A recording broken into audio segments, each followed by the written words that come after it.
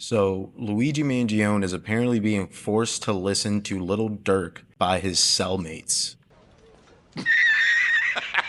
But before we get started on the story, make sure to hit that like button and subscribe to the channel. I cover as many stories as I can within the week, some ranging from celebrity drama, influencer drama, or whatever is trending on the news right now. But let's begin. What is going on, everyone? And I'm glad you're back for another video. I hope everyone had a great holiday. Now, this story I just found the other morning. This has to be one of the funniest stories that I have come across on my home feed. But what the hell, boy?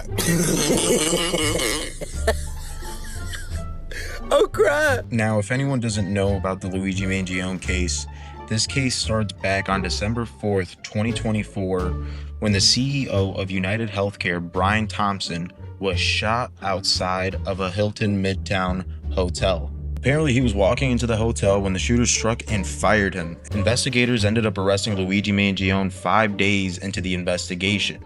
They ended up finding him out in Pennsylvania with what they found was apparently a 3D printed firearm. Now, this video right here that I'm showing you is from the customer who ended up calling in Luigi because he was found in a McDonald's. The guy said, "That looks like the shooter from New York."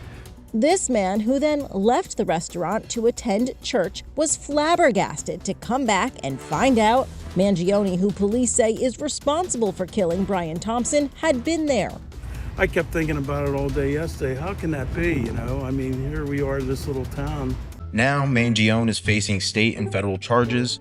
Federally, he was indicted on counts of murder with a firearm, stalking, and firearm offenses, which make him eligible for the death penalty. And on the state side, he was charged for terrorism, but due to there being a lack of evidence, those charges were dropped. The case remains in a pretrial phase, so we won't really know what the outcome of this trial will be until it's finally over. But what has come out has to be one of the funniest things that I have read lately. So according to this article right here, the headline reads, Luigi Mangione listened to Charli XCX and Taylor Swift in prison before being confronted by an inmate. And in this leaked letter, we see Luigi writing, "Last week I downloaded a bunch of Taylor Swift and Charli XCX onto my tablet. I've never really listened to either of them, but some phony list of my favorite music circulated on social media. Rather than be a buzzkill and set the record straight, I figured I'd see what all the hype was about. So I'm walking laps on my top tier of my unit listening to Cardigan by Taylor Swift when one of my other inmates, King, calls me over to see what I'm listening to. He scolds me for a while, then replaces all my music.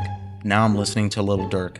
And I guess this all started because apparently some article leaked some phony Spotify playlist that had these artists on it. And I remember during this time, everyone was going crazy. Everyone was fetishizing Luigi Mangione, an actual murderer. Like, I remember during this time seeing so many memes and edits of him all over TikTok. And I get that the person that he killed wasn't the most likable person, but we're literally celebrating a murderer.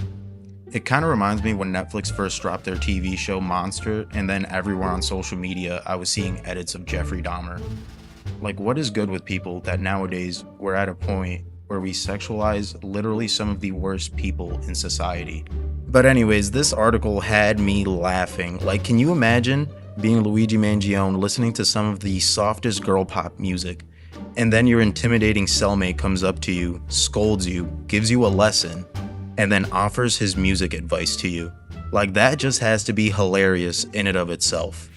But anyways, guys, what do you guys think? Let me know down in the comments. Make sure to like this video and subscribe to the channel, and I'll see you on the next.